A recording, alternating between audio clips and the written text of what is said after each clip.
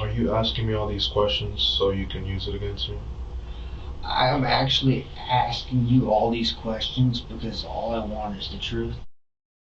In the first few days of June 2018, 20-year-old Martine Bernard is 24 weeks pregnant. She's also newly married and living with her new husband at their home in Fort Lauderdale, Florida, a city that touts itself as a great place to live, work, and raise a family. The couple met in school and began seeing each other frequently. In October 2017, they said their vows. It was a couple of months later that they conceived a baby together, a boy, whom they planned to name after his father, 22-year-old Cassandritz Blanc. The summer of 2018 should have been when the newlyweds were planning their baby shower, putting together a nursery, and preparing Martine's hospital bag. But just when everyone is expecting to celebrate together, Martine seems to disappear completely. For the last several days, Martine's close-knit family has only heard from her via text message, and they think it's strange. By the time Saturday, June 9th rolls around, Martine's parents and siblings are hopeful they'll see her. They all have plans to attend a family member's baby shower that afternoon. News sources out of Miami state that Blanc shows up at the home of Martine's parents, Eve Rose and Roosevelt Bernard, before they leave for the event, but Martine isn't with him. When Blanc arrives, the Bernards are waiting for their other daughter, Joanne, to get to the house. In the meantime, Eve Rose goes to take a shower. By the time she gets out, there's an eerie feeling in the home. The door to Martine's childhood bedroom is locked. Roosevelt is nowhere to be found, and Blanc is suddenly donning a new accessory, a pair of gloves. Luckily, Blanc seems to have a quick answer for all of his mother-in-law's questions. The gloves, he tells Eve Rose that they help with a self-diagnosed skin condition. Where's Roosevelt? That's simple. Just before Eve Rose came out of her bathroom, a mysterious man showed up at the door. He wanted to chat with Roosevelt outside. Blanc describes the unexpected visitor as a Hispanic man named Juan. Roosevelt stepped outside to speak with him and hasn't come back in. Surely, if he's not back by the time Joanne arrives, he'll meet everyone at the baby shower. So Eve Rose and her daughter head out. But just minutes later, Blanc returns to the home. A neighbor's security camera captures him walking back to the Bernard house. A short while later, he's seen pushing the Bernard's trash can away from the house. Whatever's inside of it must be heavy, because Blanc appears to be struggling. By the time Eve Rose arrives back at her home that evening, her husband is still missing. No one can seem to get in touch with Martine or Roosevelt, and panic begins to set in. Roosevelt's son, a Miami Gardens police officer, heads to his parents' house. He does a quick inspection of the home's interior and notices some disturbing clues. First, a speck of blood on the floorboard. Then, more blood on Martine's bedroom door. It looks like a smeared handprint. Suddenly, Roosevelt Bernard's case turns from a search for a missing person to a homicide investigation, and Hollywood detectives have a pretty good idea of who they might want to speak with. Roosevelt's son-in-law, Cassandritz Blanc. I'm not going to play games with you. I'm not going to beat around the bush. I'm not going to try to trick you into anything. Within the next few minutes, you're going to find out where I'm coming from, but quite honestly, you already know it. And it's your choice whether you decide to be honest with me. The only thing that I would ask is to not lie to me. Okay. And we'll figure out. I mean, there's a reason for everything. Things happen for a reason. Even though I've been at this for quite a while, sometimes I don't know those reasons. So this is just kind of a little bit of us trying to get to the bottom of this and sort out. And Absolutely. I don't want to make you into a bad guy. I don't know anything Absolutely. about you. I've never met you before. Mm-hmm. Have you been drinking this morning? Have I been drinking this Right. morning? Well, I had just a little shot of it. Not this morning, but Look, last night? yeah. You seem pretty straight. That's what I mean. I'm not drunk. Okay. I'm not under the influence at all. Right. You can test me. No, you seem like just, Yeah. I only drunk recreationally. okay. Reason being is because if you can understand where I'm coming from, and it's, I was extremely emotional about this because I took it upon myself to ask my wife, hey, listen, would you like to go see, well, first of all, She didn't want to go to the baby shower. There was a baby shower that was arranged. She didn't want to go. When was this? A few days, like, what's today? Tuesday. This was supposed to be on a Saturday. Okay. So I asked her if she wants to go to visit her parents, and she chose not to. She just chose not to. And this was last weekend? This was this Saturday. Okay, like 3 days ago. So long story short, I was informed that detectives wanted to speak with me to, get an understanding of what's going on, and I was extremely compliant. I wanted to help. Now, when was that? Yesterday. Okay. And I felt as though, the conversation started well. We were talking, you asked me questions, I answered. Conversation was going well. And then at that point, at a certain point, I felt as though I was being accused, because the way they were explaining, the way they were speaking to me, it was as if the perspective I got was as if you're accusing me of being responsible for that. And I was extremely upset about that, and I didn't appreciate it. So, I started driving, just to clear my mind. No speeding, obviously. Right. Just driving, calm my mind. And this was yesterday? Yes, sir. Okay. Yesterday being Monday. Yes. So I just, took a little shot and just fell asleep. What were you going to tell me? I'm getting ready to get into all that. I'm still just working on the background, trying to learn a little bit about you. Okay. What's your wife's name? Martine. How long have you all lived at that address? Going on 3 months. 3 months. Going on, yes. When was the last time your wife is missing currently, or hasn't been seen for a day or two? My wife is missing. Well, here's what's going on. Okay. So. Are you two having marriage problems, or? Not at all. Okay. Not at all. We have a great marriage. So basically, I woke up, and I saw a woman at my door. When was this? Tonight, actually.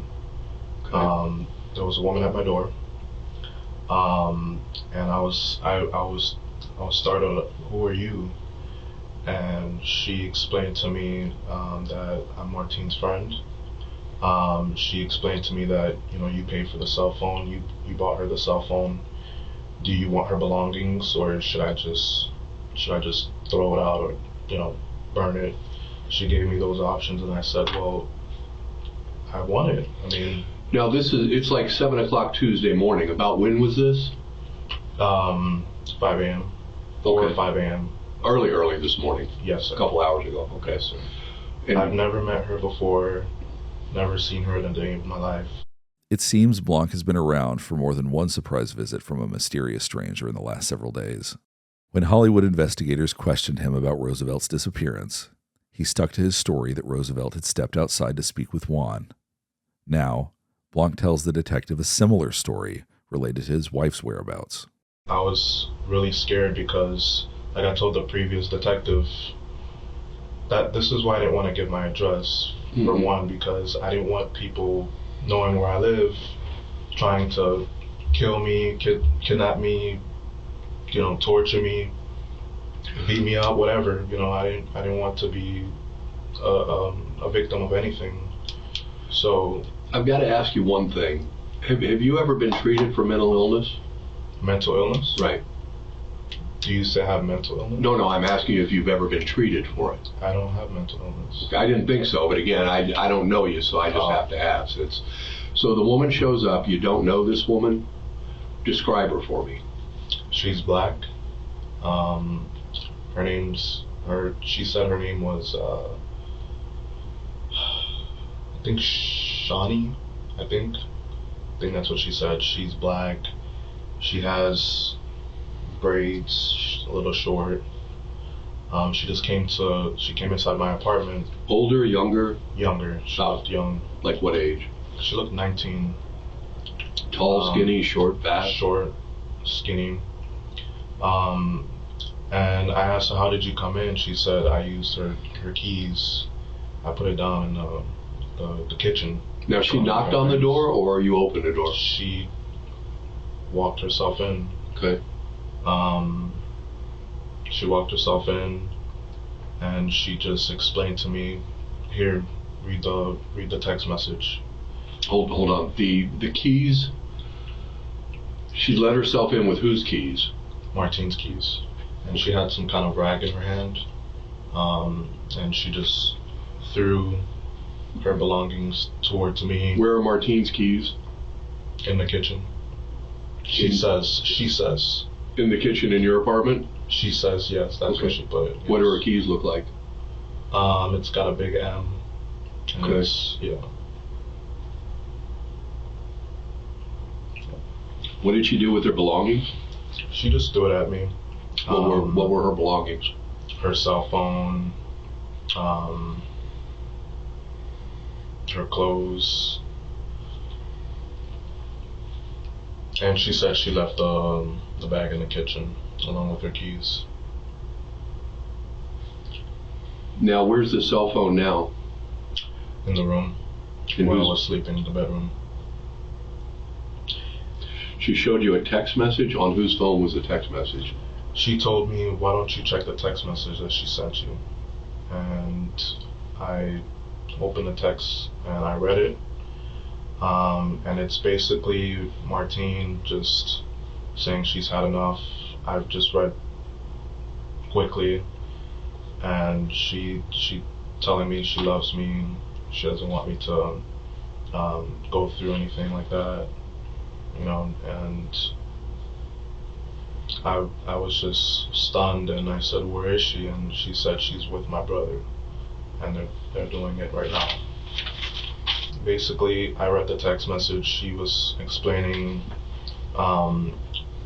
you know, her issues with her dad. She couldn't take it anymore. You know, basically, it was basically a lot of like animosity towards him Mm-hmm. through the text message. And she basically was like, you know, I did it, you know. And Did what? like she was responsible for her dad's death. Okay. Yeah. So basically, she said she was helped. You know, an individual named Juan. Juan. Yeah, Juan.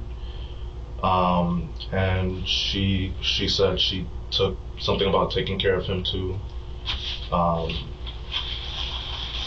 You know, she killed Juan too? she said, yeah. Had you known your wife to be violent before? No, not at all. Okay. Not at all. But a lot of weird things have been happening lately. Wasn't your wife pregnant? Yeah. She's pregnant. Whose child was that? Was My it your child. child? Okay. Martine was nearing the end of her second trimester the last time her family heard her voice. Her due date likely would have been around the last week of September 2018. 6 months. She's still capable of, you know, still walking, moving, Right. doing chores. The only thing she can't do is bend. So- She Let me just, to make sure that I understand this right, basically, this woman shows you a text, no, the woman tells you, check your text messages. checked my phone. Check your phone. You open up your phone and you have a text message. Is it showing that it's coming from your wife? Yes. So it's not somebody else pretending to be your wife. It's coming from your wife's phone. Yes. And it says, does she say anything about killing her father? Yeah. Okay. She said it. When did she send the text message? I was asleep. I didn't even realize that I even got a text message like that. She, you know, she told me, you know, why I was confused. She said, why don't you check your phone to see, you know, what's going on? Well, let me ask you this before I get confused. When you opened up your phone, did it show up as a new text message? You know how you get that little thing saying you have a text message? Yeah. When was the last time that you looked at your phone last night? Like, what time did you lay down or go to bed? Well, then I don't remember. I mean, was that text message on there at 10 o'clock last night? I don't think so. 9 o'clock last night? I mean, have you checked your phone since 9 or 10 o'clock last night? Oh yeah, of course. And it didn't show up as a new text message? So basically after the father was missing, Martine's like whole demeanor has changed. She basically doesn't want to be out. I told her Investigations wants to come see you. I texted her that because her phone isn't. There's something wrong with her phone as far as calling. And I texted her. I said Investigations need to see you because you not showing up, it makes you look really bad. And this was yesterday sometime? Okay. Let me ask you this. When was the last time that you had seen her father? Saturday. Okay. When was the last time that you saw your wife? Same day, Saturday. You didn't see her Sunday? You didn't see her Monday? I saw her on Sunday. The details of Blanc's story are constantly changing. First, Blanc seems to get mixed up on how and where his interaction with Shawnee actually took place. Then, Blanc switches up the date of the last time he saw his wife. First, he tells the detective he last saw her on Saturday, the same day he last saw Roosevelt. The very next time he opens his mouth, the day changes. Now, he claims the last time he saw his wife was on Sunday. The detective continues to press Blanc as he shares differing versions of events. Today's Tuesday morning. Yeah. Did you see her yesterday, Monday at all? Did I see her yesterday? Yeah, of course. Okay, I saw her yesterday. Where did you see her yesterday? At home. She's always home. Okay, does she work? She worked at Aetna and she quit. And I thought that was kind of strange because, that was her highest paying job as of yet. And I actually helped her get that job. And she said that she wasn't comfortable with being on the phone call. She works in a call center for Aetna. And she didn't feel comfortable. And she said she's just going to quit and find something else. She's the type of person that quits jobs and starts new ones. And how long ago did she quit? I think a week and a half. Okay. So you saw her sometime yesterday, morning, afternoon? Yesterday I saw her all day up until Investigations told me to come by. What time was that about? Oh, I have no idea. I don't remember. It was maybe before lunch, after lunch? I'm sorry. I'm really not thinking straight right now. Blanc tells the detective that when investigators called him on Monday asking him to return to the Bernard residence to answer a few questions, they requested that Martine come along too. Blanc alleges he told police he would bring her, but she refused. You get along with the family? Absolutely. I mean, of course, they're Haitian.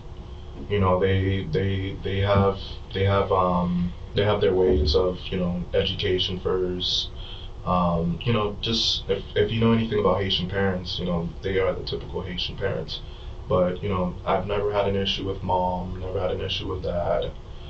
They've never had an issue with me. The only issue they had was how she moved out. Without the blessing and whatnot, and the same thing with the marriage. So they still were upset about that.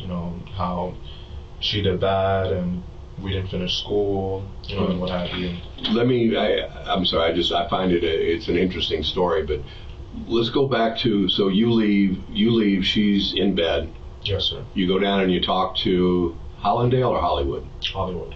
You do go down and talk to Hollywood people, Hollywood investigators. You finish up there about what time? Is it dark out when you finish up there? Yes, sir. Okay, where do you go then? Where did I go? I just took a drive around the city. I didn't go straight home, to be very honest with you. Any idea what time you got home? Did you go anyplace else between driving and coming home? Did you go out for dinner? You go out for drinks? You go out for... Okay. You come home about what time?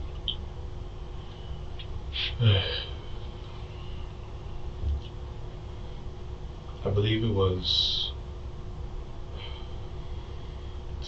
I have to... Approximate, it doesn't... I have to check my phone because I wasn't really paying attention to the time because, the way it ended, I didn't really appreciate that. Blanc is referring to the way he feels Hollywood investigators insinuated he may be implicated in Roosevelt's death. After all, he is the last known person to see Roosevelt alive. and his story that a Hispanic man showed up unannounced at the Bernard residence before disappearing with Roosevelt, well, to investigators, it just wasn't adding up.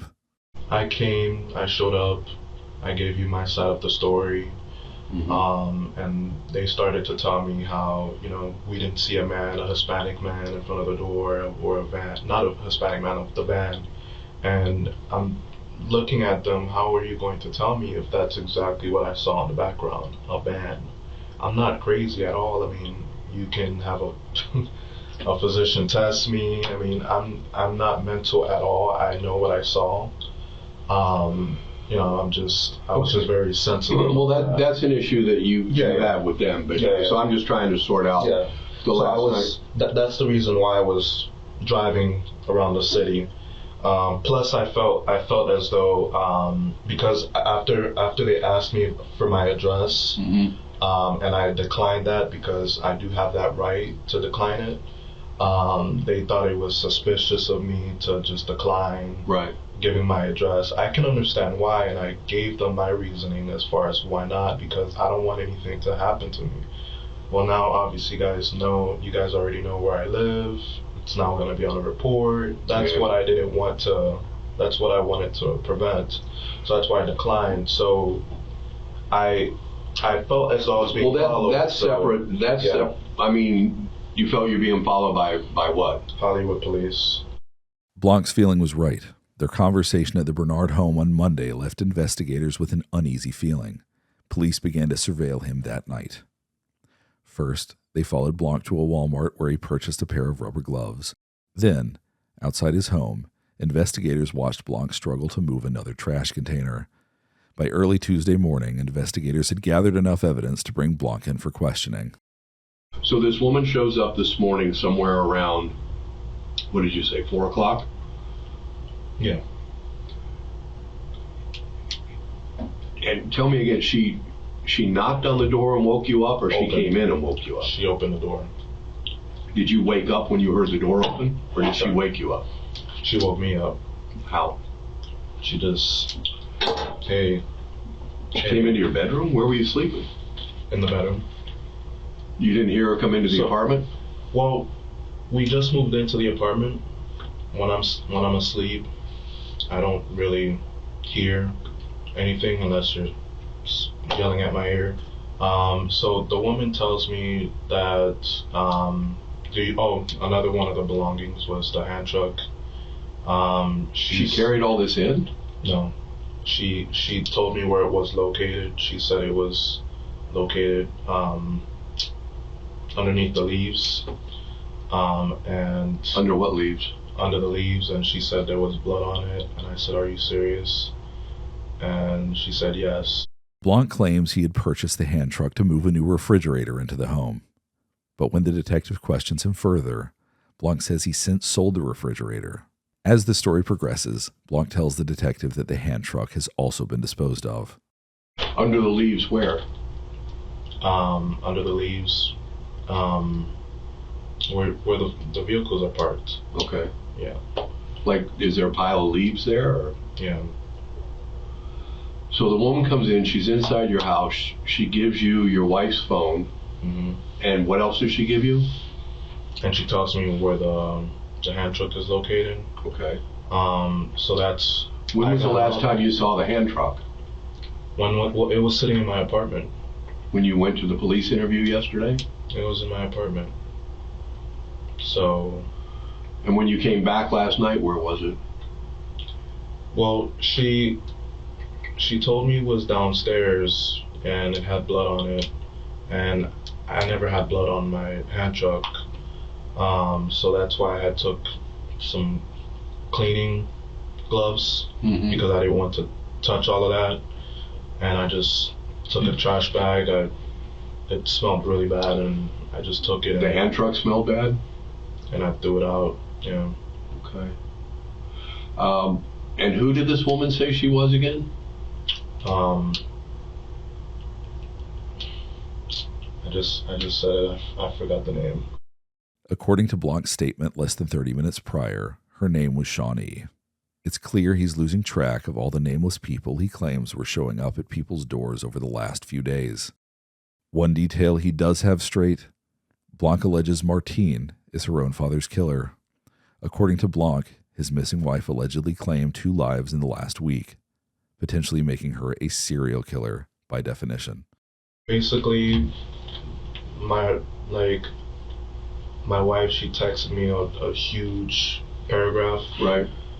Straight from her number, because she does tell me how she gets random text messages, not text messages, like a random text off of a random number, but this one was straight from her. Well, And only she knows the passcode on to her phone. Okay. So it had to be her.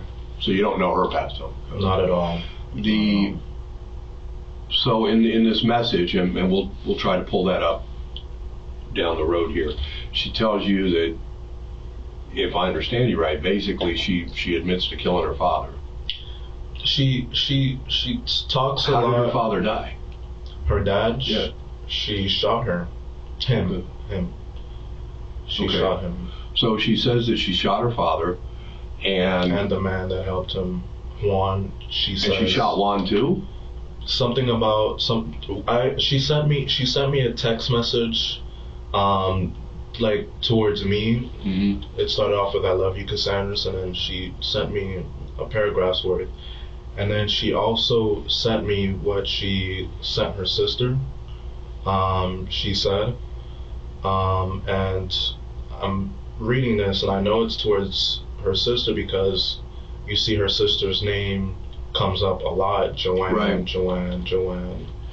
So I was reading it, and a lot of what I was reading was like really bad hatred towards her dad. Okay. Well, I mean, we can sort all that out later, but why is she telling you all this, and then this other woman's bringing her stuff back to you? Like, what was she in the text message? She said that she wanted to.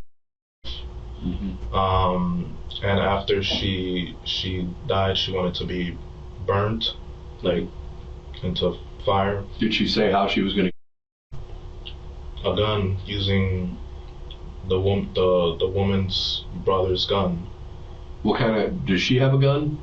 Does she have a gun? Right. Not her, but sounds the way well, actually, I don't know. Actually, she may very well have a gun, but based on the text message, it sounds like she doesn't, because Martine is asking her for her brother's gun, if that makes sense. So, if I understand this right, and correct me if I'm wrong, she's saying that, and it's all written down somewhere, so she's saying that she shot her father, and then she shot the other guy too?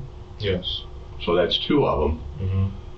And you don't know, and you think it was the other guy's gun that she used? Perhaps. Have you ever seen her with a gun before? No. Do you have a gun? No.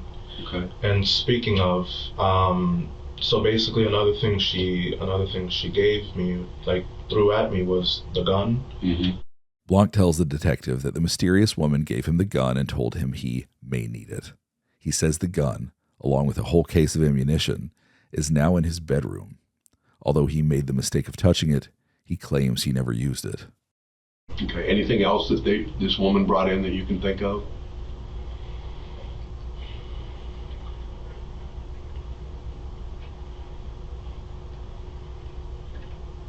Not that I can think of off the top of my head, no sir. No. I'm going to grab some water. You need anything else? Maybe another. A little bag of chips. What do you want? You want? I think you got a choice. We got chips or we got cookies. I'll take the cookies. Okay. When the detective returns with more cookies, Blanc still appears calm. Little does he know the detective is about to call him out for his ever-changing story. My wife didn't feed the cats. I wish I could say that. What's that? I said I wish I could say that. Where do you think your wife is now? What do I think she is? Right. I don't know. That's that's why I was walking around to see, because after everything was done with, I was walking around to see, where she could have been. Like what do you mean? Like in the area. I was walking, and then I just Like walking in what area? You're losing me there. Like let's say I live here. I was walking here When was that? this morning. I was honestly just looking for her. And I said, you know what, I'll just, when I'm done putting everything up, as far as the ladder, like throwing it away. What were you throwing away the ladder? The truck. It's full of blood. Yeah, she told me where it's located, And where was that next? Was it upstairs or downstairs where she told you it was? You said it was under the leaves? Downstairs, yes, sir. Now, why is she bringing this stuff back to you? Well, and she advised me that basically she wanted me to see if I wanted to just get her belongings to be just thrown out, like if she and her brother were going to take care of it, or if I wanted to take care of it, and I chose I wanted to keep the phone. I thought your wife had already killed her brother. Your wife told you that she had killed her father, and the guy that helped her, she had killed him too. That wasn't this woman's brother? No. Okay, a different person. Basically, Juan is supposedly the guy's name that helped her kill her dad, supposedly.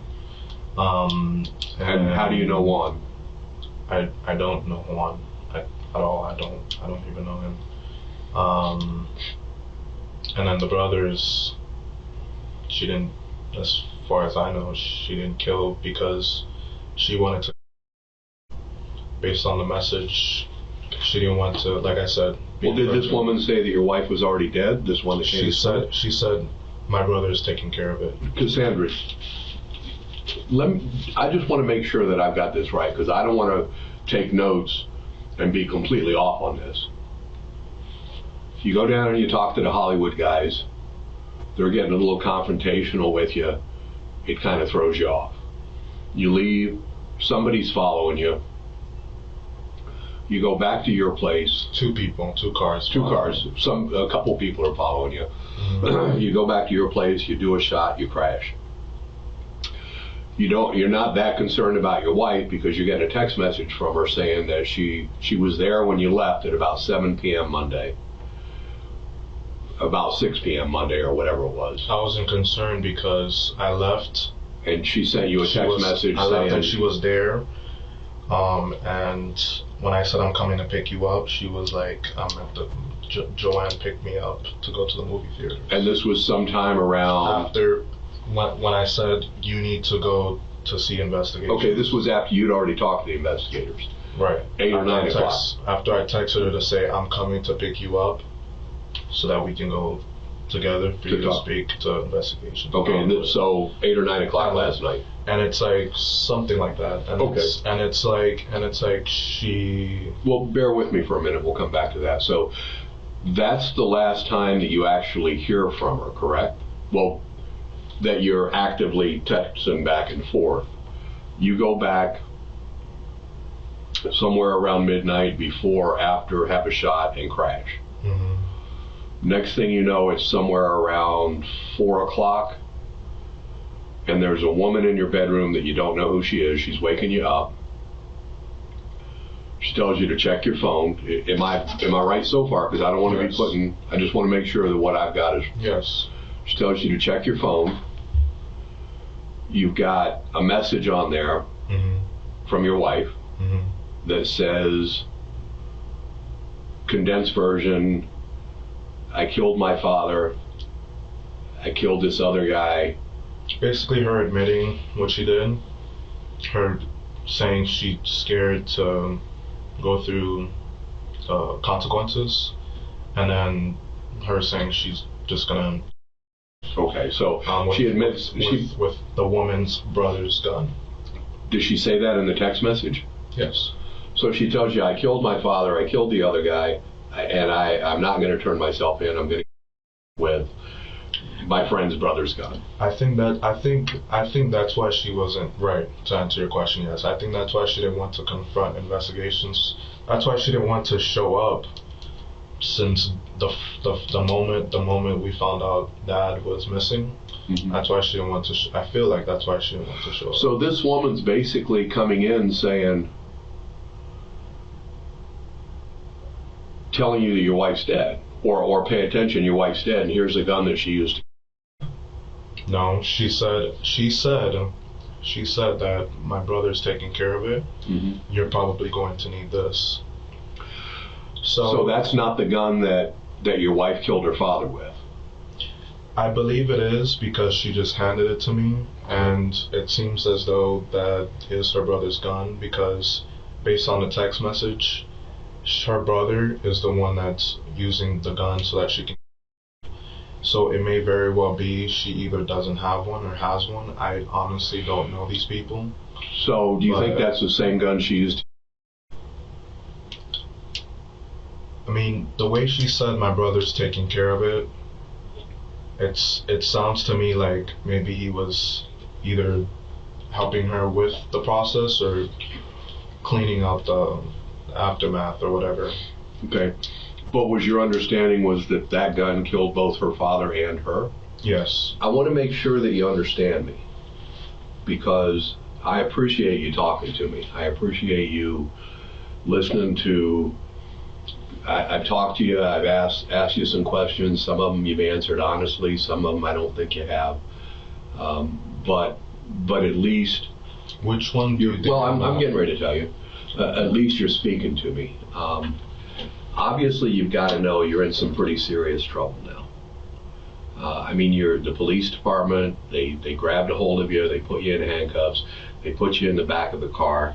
They got you sitting here handcuffed to a table. And you haven't even asked me why. And I understand things throw people off. And I already asked them why. They told me because of suspicious activities. Okay. Because I was walking with my hoodie. Let me. I thought that. And I think you deserve. I think you deserve me being straight with you. I told you when I came in here that I wouldn't play games to you. I'm not going to lie to you. I'm not going to do that type of thing. So I want to give you the chance to clear things up. The police were following you yesterday after you left, but you already kind of knew that. When you went to Walmart, what did you buy at Walmart? When I went, what did I buy? Right. I didn't buy anything. Well, you came out with a bag. I mean, they're going to know. They're going to find the bag and the receipt, and they'll go back to the store. Oh, gloves, yeah. Gloves. The rubber gloves. Yes. Okay. Sorry, I didn't No, that's all right. And again, Cassandritz, I'm sorry, I didn't remember. That's fine. I like you personally. I find you interesting to talk to. But within the next few minutes or two, you're going to have to make that decision. Either you're going to be straight with me and you're going to give me some reasons, and you're going to get this off your chest, and you're going to start working in that direction. Not only were they following you in the car, but there was more than two. There were several more. They followed you to the store. They saw what you bought. And when you went back to your apartment and you parked the car down at the end, they sat there and they waited. They waited and they watched. And they watched. And they watched. And they saw you come out. And they saw you go down and get the dumpster. They saw you come back. They saw you go down and put the cart in the other dumpster. There wasn't a woman. Just get it off your chest. After nearly 2 hours in the interrogation room, the detective finally confronts Blanc with the evidence investigators have against him. He knows there was no mysterious Shawnee who appeared inside his home in the early morning hours. So what other pieces of Blanc's story have been fabricated? They've already pulled her out of the dumpster, out of the one small one. They pulled the handcart out of the other. They're doing search warrants to go into the house. You didn't mean for this to happen. I can look at you and tell. I can sit here with you right now and know that you didn't mean for any of this to happen. That something happened that just kind of pushed this out of control. That something just started spinning around. But that's what I want you to tell me. I want you to tell me your side. So, when you say that about someone, what typically happens with the person? You know, a lot of it depends. A lot of it depends because every case is different. I've been in this unit. I'm just wondering. I've been in this unit for 19 years. Mm-hmm. You know, I can't, and again, I'm not going to be one of these guys that's going to sit here and say, look, you tell me the truth and I'll take care of it and I'll make it go away, because I can't do that. I can tell the state that you were cooperative, that when confronted, you came forward and you said what happened. It's just about, this is the one chance that you really have. Why do you say I killed my wife? Because she's dead? Because you put her in the dumpster? And you know you did. And then this is what we could sit and play, and you're entitled to continue to play this out. If you listen to, no, you hear me out. Hear me out. Yeah. But you're entitled to that. You're entitled to play this out. But it's time for you to be straight, and it's time for you to come forward and say what happened. Can I ask you a question? Sure. So, with people, not saying that it applies to me, but with people hypothetically, people that are in situations where they've murdered or whatnot, is there a possibility of they can get out? What are those circumstances? And make sure, listen to me clearly, because I want to make sure that you understand this. There is always a possibility. You understand that I have absolutely nothing to do with that at this point. I can tell you that cooperation and that honesty go a long ways towards that. I can tell you that depending on, let's say hypothetically, that I had somebody in here this morning, not you, and I talked to them and they found themselves in a bad position and something happened and they up and they killed their wife. And they tell me, I've got nothing to say. And we go ahead and we charge them. And we go ahead and we collect the evidence and we prove the phones, we prove the cleanup in the house, the blood, we prove this, we prove that, and it goes to trial. There's no remorse, there was no honesty, there was no remorse. Jury does whatever they do and they convict the person. On the other hand, you've got somebody hypothetically that would come in here that would tell you, I can tell you how, you're ready to let it go. Just let it go. What happened? Cassandritz, what happened? How come?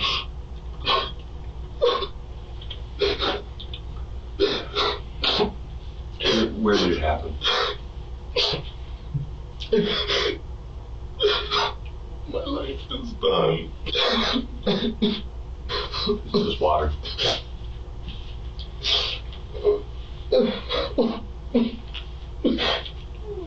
Just let it go. Let it out while you're doing it. Just let it go. Why are you doing this? Because we've got to get it out. We came this far. We got to get it out. Look, man, I'm telling you, when I sat here and I told you that you're not a killer, I sat here and I told you that I can look at you and I can see that remorse. You're crying. You're breaking down, man. You're sorry this happened. Tell me what happened. Was it in the apartment?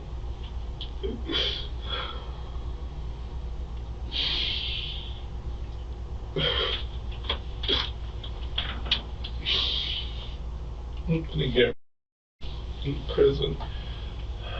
Don't even think about that. Let's think about getting this stuff right.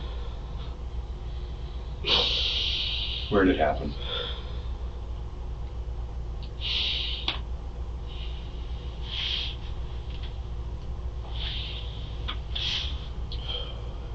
Cassandritz, let's work through this. Let's get it out. Just give me a moment, please. Okay.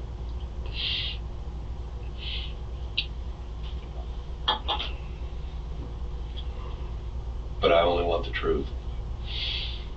At this point, I don't want you to be dishonest with me.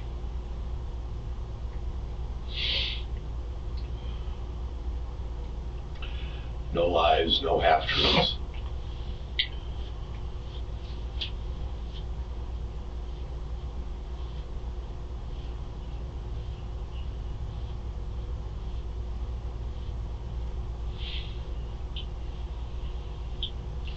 Can I please have a moment, about 2 minutes, please? But I'm going to sit right here with you. Are you going to be straight with me? See, but this, Cassandritz, you're getting ready to make the mistake that other people have made. The problem with you taking a moment is you're in that preservation mode, and you're trying to figure out how to put the best spin on it. And what happens is when you do that, you don't come off sincere, you don't come off honest. And that's all I want. I want the honest truth. I want the straight truth of what happened. I don't want you to try to make things fit together. I don't want you to try to give me a story about some woman coming into your bedroom at 4 o'clock this morning. I just want you to be honest with me. And if you think too hard, you're going to talk yourself into telling another lie. And that's not where we're at now. You just got to tell me how this past week spiraled out of control. What's the most serious thing you've been in trouble for? Tickets. How old are you? Only 22. The violence that landed Blanc in the interrogation room begs the question of whether he's telling the truth about his criminal history. So our team at Law and Crime used TruthFinder to verify Blanc's claim that tickets are the only trouble he's been in leading up to this point. And what we found checks out with his claim. On truthfinder.com, we typed in Cassandritz Blanc's name, age, and city of residence. In under a minute, our paid subscription service gave us access to personal and contact information, including the names of people he might be associated with. One name that came across our screen won't be a surprise: Martine Bernard. We even found information like aliases he might use, possible phone numbers, address history, and traffic records. As it turns out, Blanc was telling the truth. Leading up to June 2018, the only reports in Blanc's name really were related to traffic tickets. Unlimited reports with this kind of information and more are available in minutes to anyone with a paid subscription. Law and Crime partners with TruthFinder so our writers and reporters can research cases and reveal real information about suspects like Cassandritz Blanc. Even if you don't work in true crime, truthfinder.com can give you peace of mind when you do these unlimited public record searches for the people around you. Search for sex offenders in your area, find out if your new neighbor should be invited over for dinner, and learn about people in your life when you search for their name on truthfinder.com, and they'll never know you looked. If you're watching this episode of Law and Crime Interrogations, you can get 50% off your first month of confidential background reports at www.truthfinder.com/LCinterrogations. The link is in the description. Was it in the apartment? The apartment or the car?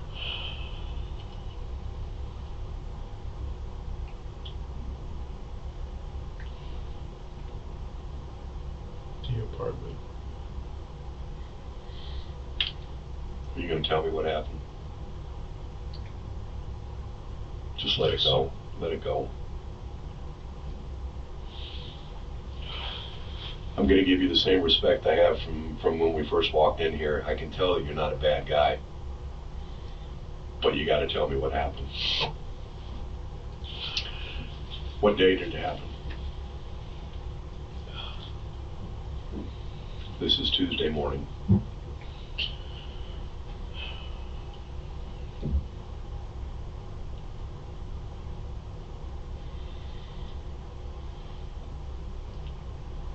Exactly last week. Last Tuesday? Sorry. Monday. A week ago. Your wife's been gone for a week? Okay. Yes, sir. What started it? Argument?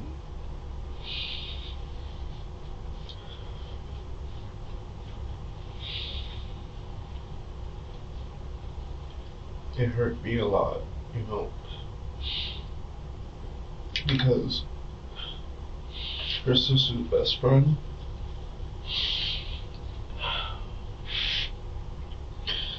he would always say things to her, to tell her, to convince her why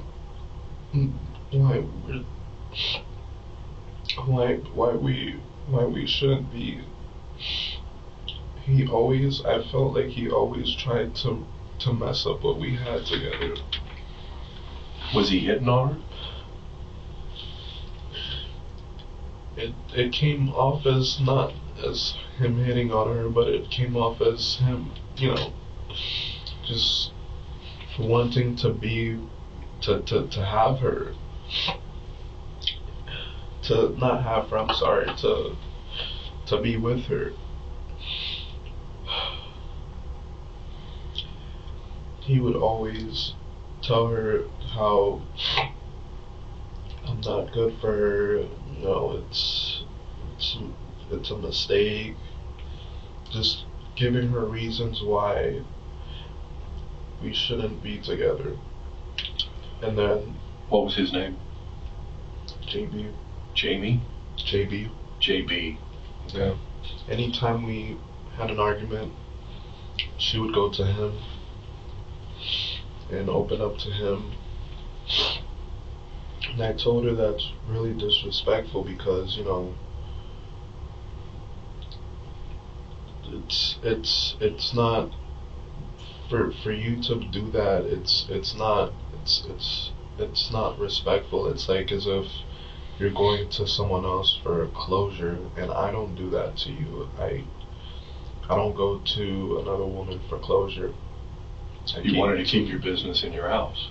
I keep to myself. And I just wanted the same. I treated her just like I wanted to be treated. I gave her attention.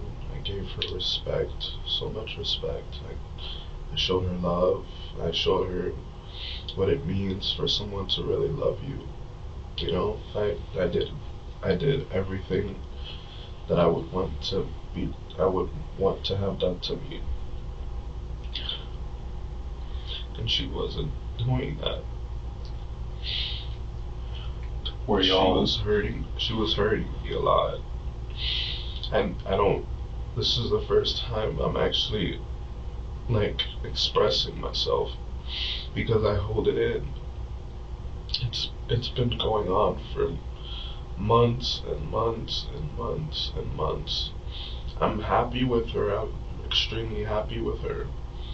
But it's hurtful when she keeps going to him. One day I finally decided to just get it off my chest instead of keeping it in. I said, Martine, you're hurting me, right? And she looked at me and she said, why? And then I told her why. And then I told her what I just said. And then I'm being very honest with you right now. That's what I want. That's everything I'm saying is the honest truth. At this point, that's all I want. That's it.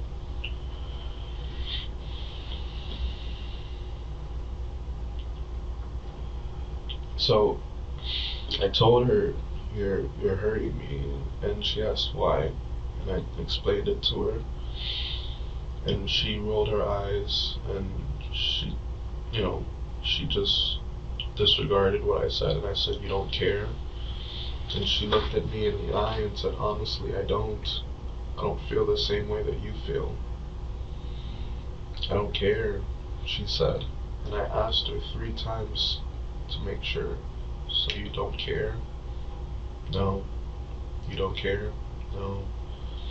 I feel bad that, it hurts you that, I talk about what we go through to him, and then he gives his 2 cents as to why we shouldn't be together.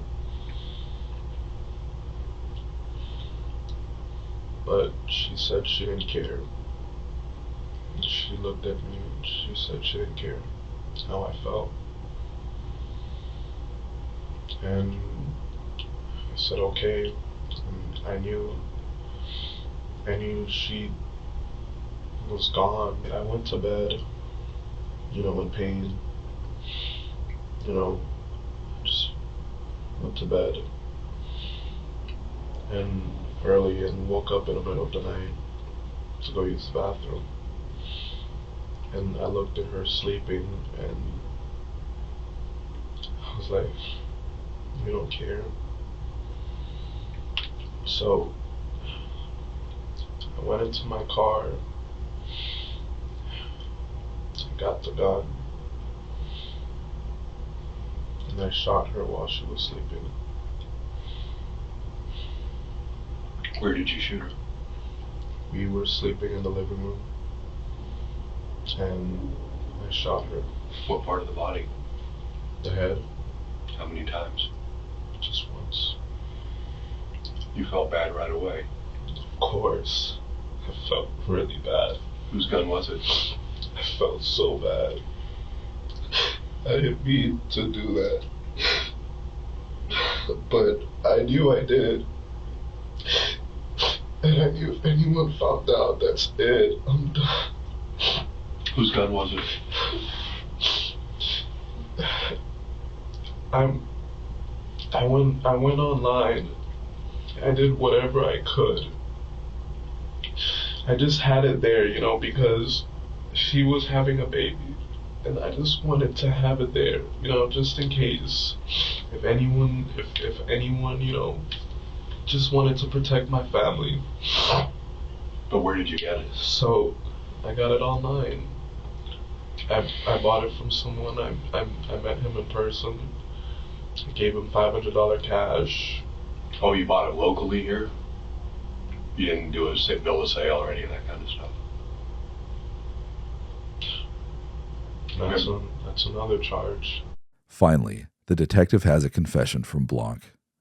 He doesn't immediately know if the details are all true given Blanc's previously changing stories about his wife's disappearance, but at least now he has an idea of what happened. Rather than lose Martine on his own, Blanc made sure everyone else lost her too. So that was last week, Monday night or Tuesday night? Monday morning before she was supposed to go to work. It was Sunday when she told me that. And Monday morning, in the middle of the night, 3, maybe 4. Did she say anything, or was it quick? Or It was quick. I felt so bad when I saw her bleeding so much. I know. She was coughing up so much blood, and I couldn't take it back. I couldn't take it back. It was done. So I went to sleep in the other room. I couldn't look at her. I just went to sleep. Did you cover her up? Did you cover her up or leave her there? I left her there. I was so upset with myself. Now what I were felt she bad. was laying on the floor? She was laying on the bed. Oh, that little bed in the living room? Okay.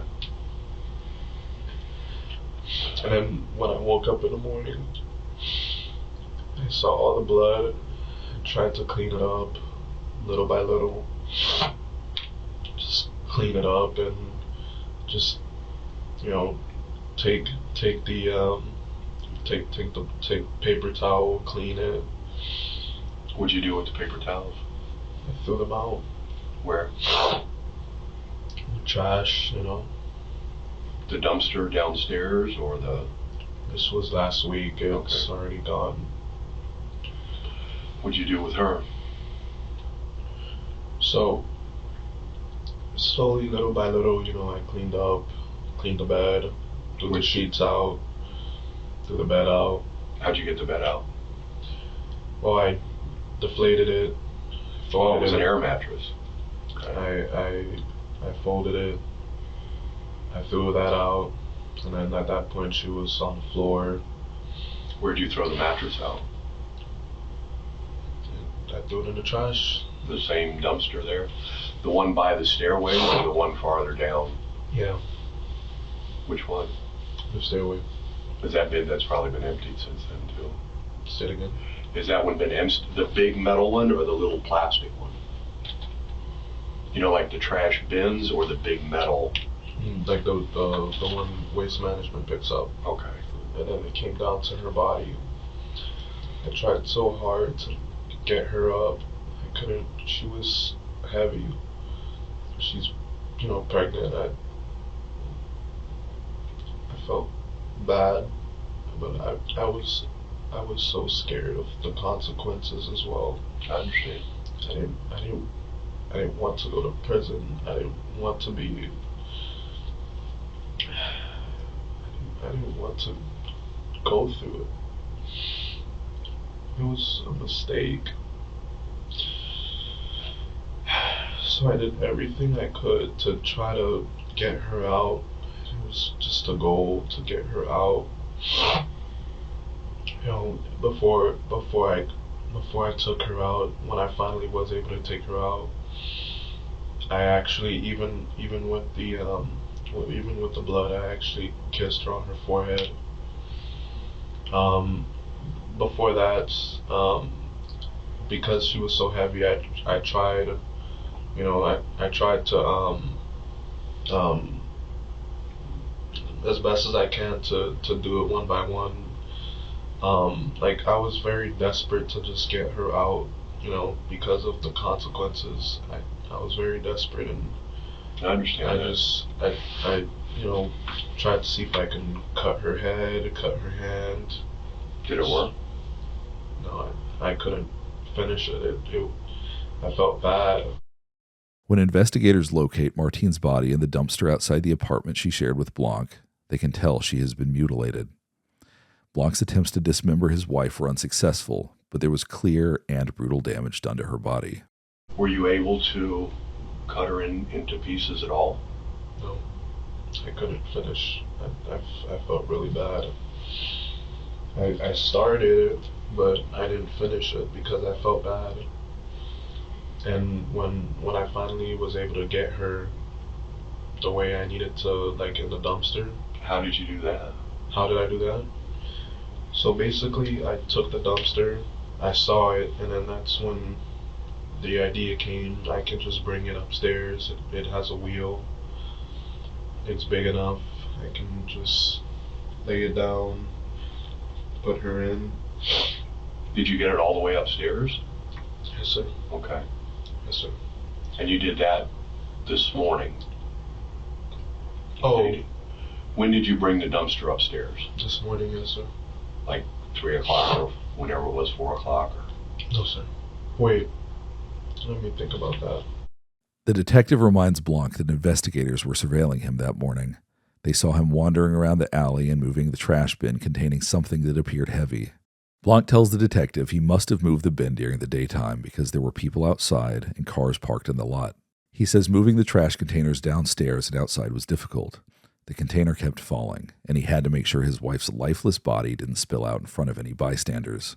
The detective becomes confused about when the events occurred because, according to Blanc's alleged timeline, that means he would have kept Martine's body for a week before disposing of it. Okay, I don't mean, I'm getting a little confused, and what day do you think you put her in the trash dumpster and brought her downstairs? This is Tuesday morning. It had to have been,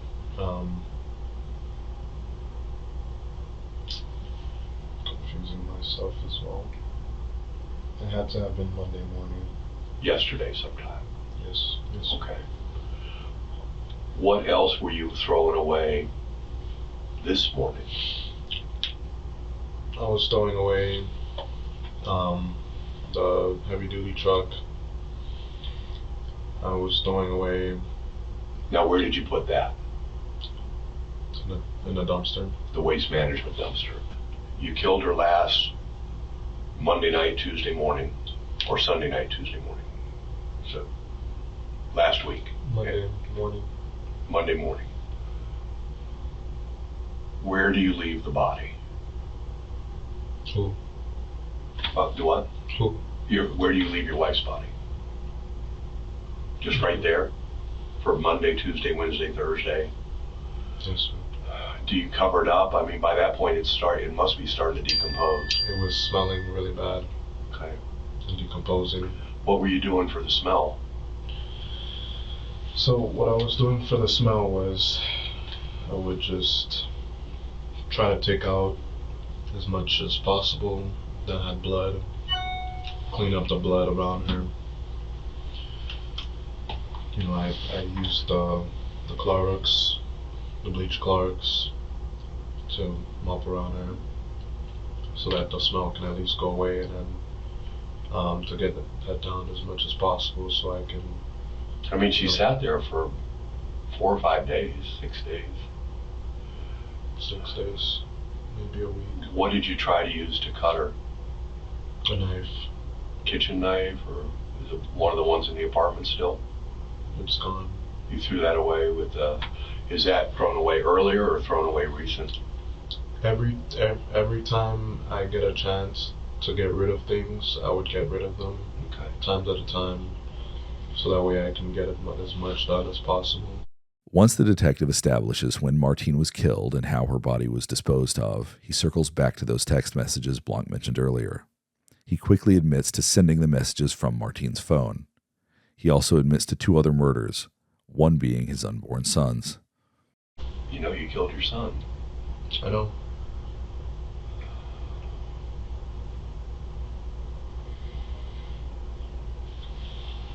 Anything else that you want to tell me, that you want to, I mean, as far as what happened that I haven't asked you, that you want to explain? I mean, I told you when we've been sitting here for the past hour that I wanted to get your side of the story. And I was sincere with that. I mean, that's why I'm sitting here. We could have just booked you through and let that be that, but I wanted to give you the chance to let me see the emotion, to let me see the remorse, to let me see what happened. And I can see that. I can look at you. I mean, you're barely able to keep from bursting into tears again. So is there anything else that I haven't asked you that you want to get off now as well?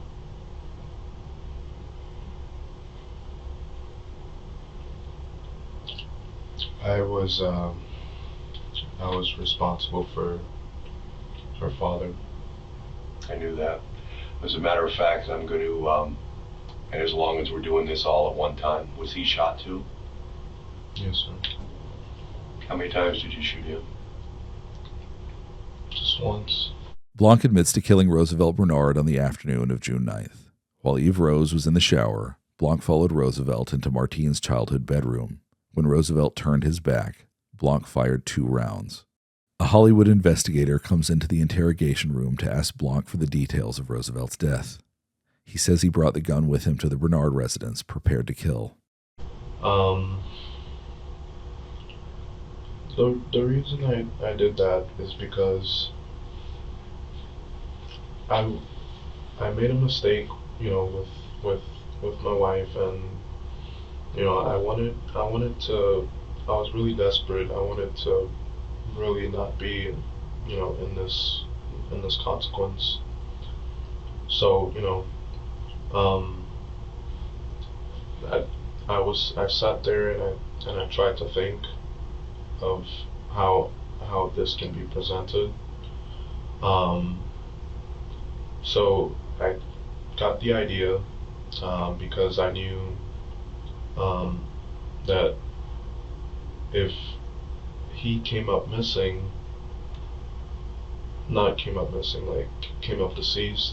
Right. by another deceased person, it would cancel each other out, and no one's responsible.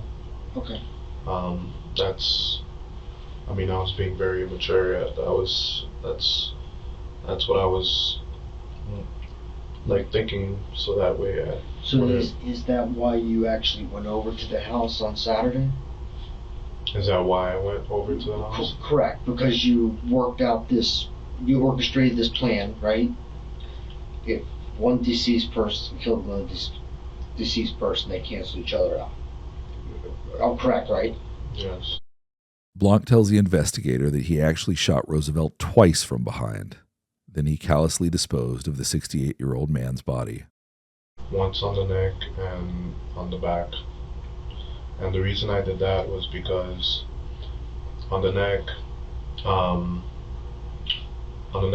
it went off, and then I saw him still moving, and I panicked, and I did it again.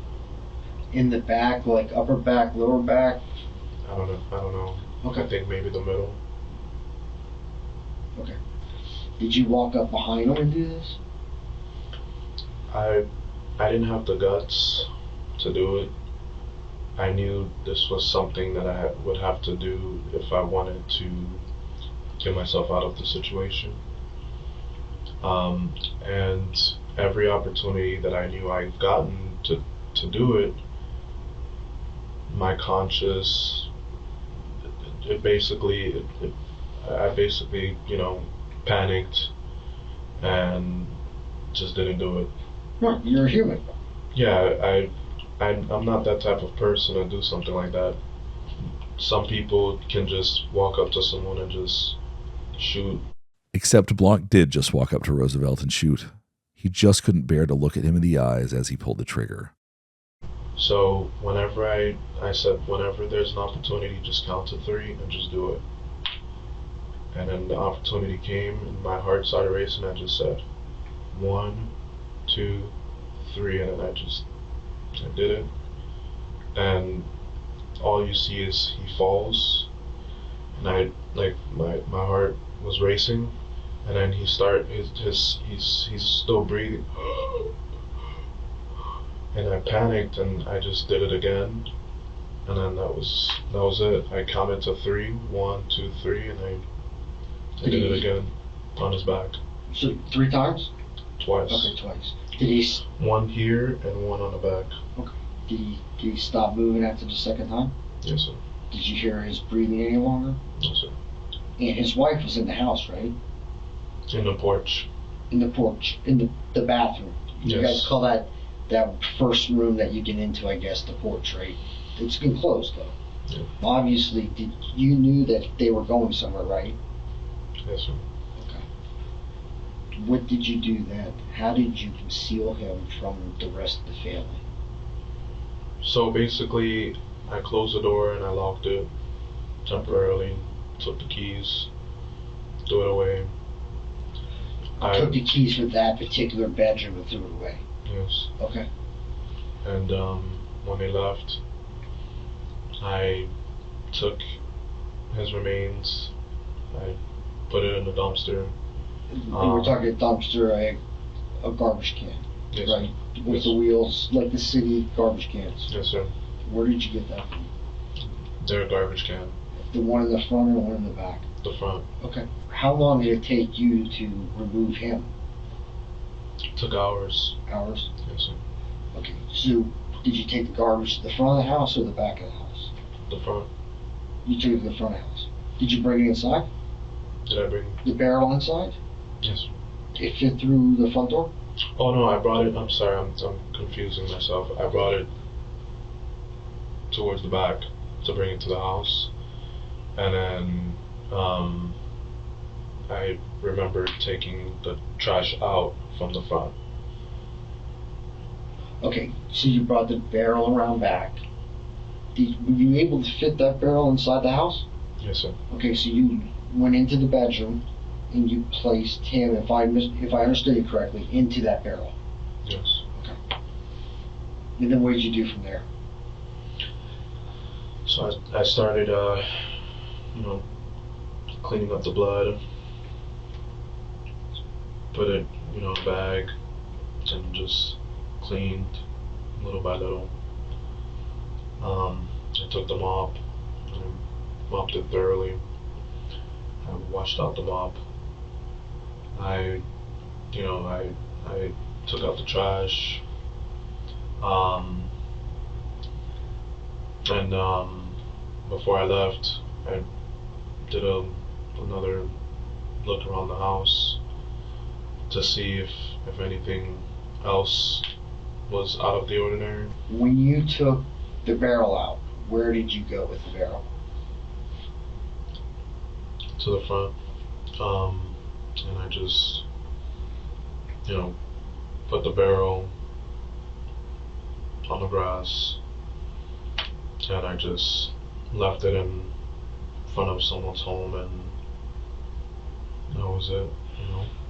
Where did you park your car? Where did I park my car? By the 29th Avenue. In the field I don't want to call it field. Where the field is a tree. Yeah, somewhere around there, yeah.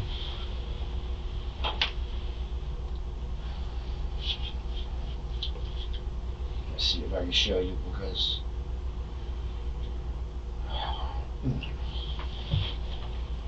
Are you asking me all these questions so you can use it against me? I'm actually asking you all these questions because all I want is the truth. Where did you leave him? By the grass. Like high grass, like bushes, or like Yeah. grass? Okay. Close to a fence or far from the fence? I can't remember, to be honest with you. Okay. I believe close. Okay. Did you return another day? Do you know approximately the time you returned? Maybe 4 a.m. 4 a.m. That would have been on what day? Do you remember? So Saturday, the 9th, I guess, was the day this occurred. I believe it was Sunday. Sunday. Okay. And what did you do then? And why did you return? To try to get rid of the remains. Okay. Did you have any concerns that he may still be alive? Did I have concerns? Yes. I just wanted to make sure that, I wouldn't have gotten in trouble. Okay. It was, it was something that I was thinking about. I was just really concerned, and Alright, so what did you do? I tried to turn it into ashes. Turn his remains into ashes. And did you use some kind of substance for that? Okay. Gasoline and matches. Gasoline matches. Did you pour gasoline on him? Yes, sir. Blanc tried to burn Roosevelt's body and eliminate any evidence tying him to the murder. However, like his attempt to dismember Martine, it was a failure. Roosevelt's body was located quickly, and investigators didn't struggle to connect the dots. Ultimately, Blanc's efforts to maintain control spiraled. His attempts to cover his tracks landed him exactly in the situation he wanted to avoid, an interrogation room, and later, in a Fort Lauderdale courtroom. Blanc was charged with the triple murder and the deaths of Martine Bernard, his unborn son, and Roosevelt Bernard. At first, Blanc submitted a not guilty plea on the charges, which carried the possibility of a death sentence when the case went to trial. Shortly before his trial date, Blanc realized he wasn't willing to risk meeting the same fate as his victims. To avoid a possible death penalty, he changed his plea to guilty. In August of 2023, Cassandritz Blanc was given 3 life sentences.